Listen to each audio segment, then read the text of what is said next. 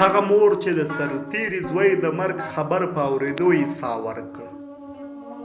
پروان ولایت کې یوې میرمن چې د موسی په نوم زوی یې د افغان پوځ سرتیری و او 2 ورځې مخکې یې غزني کې په شهادت ورسېد. د زوی د مرګ خبر تر اورېدو وروسته یې ځای پر ځای ساه ورکړه. د یادې میرمنې زوی چې موسی سالنګي نومېده 2 ورځې مخکې غزني ولایت کې د طالبانو د برید پر مهال په شهادت ورسېد. د ملي اردو د شهید شوي سرتیري جنازه نن سهار د پروان ولایت سالنګ ولسوالۍ ته رسېدلې چې نن یې خپل مور سره یو ځای او یوه سیمه کې خاورو ته وسپاره. د سیمې خلک وایي د ملي اردو د شهید شوي سرتیري مور باندې د زړه حمله راغلې وه.